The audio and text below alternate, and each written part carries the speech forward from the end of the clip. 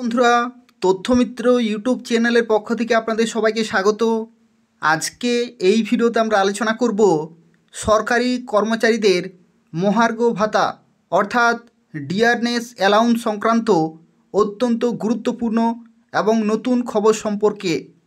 তো দেখুন, জানুয়ারিতে বাড়তে পারে মহার্ঘ ভাতা, অর্থাৎ আগামী জানুয়ারি মাস থেকেই কিন্তু বাড়তে পারে মহার্ঘ ভাতা এবং সেই সংক্রান্ত খবর কিন্তু উঠে আসছে। এবং খুশির খবর কেন্দ্রীয় সরকারি কর্মচারীদের, অর্থাৎ যে সমস্ত কেন্দ্রীয় সরকারি কর্মচারী রয়েছেন প্রত্যেকের জন্য কিন্তু খুশির খবর রয়েছে। এবং তার সাথে সাথে ত্রিপুরায় যে সমস্ত সরকারি কর্মচারী রয়েছেন তাদের জন্য কিন্তু এটা একটা দুঃসংবাদ। তার কারণ কি, বকেয়া ডিএ যে 22% বর্তমানে রয়েছে, সেই 22% কিন্তু এবার হতে চলেছে 24%। অর্থাৎ যেহেতু কেন্দ্রীয় সরকারি কর্মচারীদের আরও 2% ডিএ বৃদ্ধি হচ্ছে, তো সেক্ষেত্রে কেন্দ্রীয় সরকারি কর্মচারী এবং ত্রিপুরায় সরকারি কর্মচারীদের ডিএর ব্যবধান হতে চলেছে 22 থেকে আরও বেড়ে 24%। অত্যন্ত গুরুত্বপূর্ণ এবং নতুন খবর রয়েছে। সম্পূর্ণভাবে দেখুন, প্রত্যেকটি তথ্য সম্পর্কে আলোচনা করব। আর এই ধরনের নিয়মিত খবরগুলি পেতে হলে তথ্যমিত্র চ্যানেলটি সাবস্ক্রাইব করে রাখুন। তো দেখুন, নতুন বছরে কি অল্পেই সন্তুষ্ট থাকতে হবে কেন্দ্রীয় সরকারি কর্মী ও পেনশনভোগীদের? 2026 সালের 1 জানুয়ারি থেকে তাদের মহার্ঘ ভাতা অর্থাৎ ডিয়ারনেস অ্যালাউন্স এবং ডিয়ার অর্থাৎ ডিয়ারনেস রিলিফ বাড়তে পারে মাত্র 2%। অর্থাৎ বর্তমানে রয়েছে 58%, এর সাথে সাথে আরও 2% বেড়ে হয়ে যাবে 60%। তবে সত্যি যদি বৃদ্ধির পরিমাণ 2% হয় তাহলে তা হবে বিগত 7 বছরের মধ্যে সর্বনিম্ন। বিগত 7 বছরের যদি ইতিহাস আমরা দেখি তাহলে কিন্তু সর্বনিম্ন। একটি সর্বভারতীয় সংবাদ মাধ্যমের রিপোর্টে এই দাবি কিন্তু করা হয়েছে। 2026 সালের ডিএ পর্যালোচনা রুটিন বৃদ্ধির বাইরে আরও বেশ কয়েকটি কারণে কিন্তু গুরুত্বপূর্ণ। সপ্তম বেতন কমিশন মেয়াদের বাইরে এটাই প্রথম ডিএ বৃদ্ধি কিন্তু হতে চলেছে। অত্যন্ত গুরুত্বপূর্ণ রয়েছে।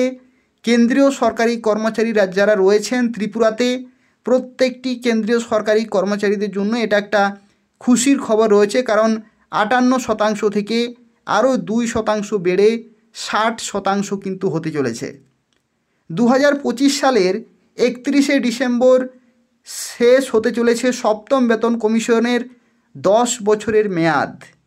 যে 7 সেন্ট্রাল পে কমিশন, সেই 7 সেন্ট্রাল পে কমিশনের যে 10 বছরের মেয়াদ কিন্তু সেটা শেষ হতে চলেছে এই ডিসেম্বর মাসেই, অর্থাৎ 31 ডিসেম্বর 2025 কিন্তু মেয়াদ শেষ হয়ে যাবে। আবার অষ্টম বেতন কমিশন ইতিমধ্যেই গঠন করা হলেও কবে থেকে কার্যকর হবে টার্মস অফ রেফারেন্স অর্থাৎ TOR সে বিষয়ে কিন্তু স্পষ্ট কোনো উল্লেখ কিন্তু নেই। কেন্দ্রীয় যে অর্থমন্ত্রক, সেই কেন্দ্রীয় অর্থমন্ত্রক কিন্তু জানিয়ে দিয়েছে যে এখনও পর্যন্ত চূড়ান্তভাবে কিন্তু কোনো রকমের সিদ্ধান্ত গ্রহণ করা হয়নি যে কবে থেকে কার্যকর করা হবে। তাই বাস্তবে অষ্টম পে কমিশনের অন্তর্গত বেতন বৃদ্ধির সুফল কেন্দ্রীয় কর্মীরা 2027 সালের শেষ বা 2028 সালের প্রথম দিকের আগে হয়তো পাবেন না বলে সরকারি সূত্রে কিন্তু ইঙ্গিত। অত্যন্ত গুরুত্বপূর্ণ। এর সাথে সাথে দেখুন বলা হচ্ছে, ফলে ভবিষ্যতের বেতনের রূপরেখা নির্ধারণে জানুয়ারি মাসে ডিএ বৃদ্ধি তাৎপর্যপূর্ণ ভূমিকা কিন্তু নেবে। কারণ অষ্টম বেতন কমিশন বাস্তবায়িত হওয়ার সময়কালীন প্রাপ্ত ডিএ বেসিক পের মধ্যে কিন্তু মিশে যাবে। সেই সময় নতুন ডিএ 0 থেকে ফের শুরু হবে। তাই হচ্ছে অত্যন্ত গুরুত্বপূর্ণ একটি খবর কেন্দ্রীয় সরকারি কর্মচারীদের জন্য। এবং তার সাথে সাথে এটা একটা দুঃসংবাদ রয়েছে ত্রিপুরায় সরকারি কর্মচারীদের জন্য। কারণ ত্রিপুরা সরকারি কর্মচারীরা তারা কিন্তু ডিএ থেকে বঞ্চিত, অর্থাৎ বকেয়া 22% ডিএ কিন্তু রয়েছে। আরও 2% যদি বেড়ে যায় তাহলে 24% বকেয়া ডিএ কিন্তু হয়ে যাবে ত্রিপুরা সরকারি কর্মচারীদের জন্য। বিজেপি শাসিত ত্রিপুরা সরকার প্রতিশ্রুতি দিয়েছিল যে কেন্দ্রীয় হারে ডিএ প্রদান করা হবে, অর্থাৎ বকেয়া ডিএ ব্যবধান কমিয়ে আনা হবে, কিন্তু এখনও পর্যন্ত তার কোনো রকমের বাস্তবায়ন কিন্তু হয়নি। এদিকে কেন্দ্রীয় সরকারি কর্মচারীদের জন্য আরও ডিএ বাড়ানো হচ্ছে, কিন্তু ত্রিপুরা সরকার সরকারি কর্মচারীদের জন্য এখনও পর্যন্ত কোনো ডিএ বৃদ্ধির কিন্তু ঘোষণা করেনি। এদিকে মুখ্যমন্ত্রী ডক্টর মানিক সাহা তিনি কিন্তু সাক্ষাৎ করেছিলেন অর্থমন্ত্রী নির্মলা সীতারমণের সাথে, যাতে পাওনা করি, ডিএ, ডিআর এই সমস্ত ব্যবধানগুলি কমিয়ে আনা যায়, কিন্তু বহুদিন হয়ে গেল এখনও পর্যন্ত তার কোনো রকমের চূড়ান্ত সিদ্ধান্ত কিন্তু গ্রহণ করেনি বিজেপি শাসিত ত্রিপুরা সরকার।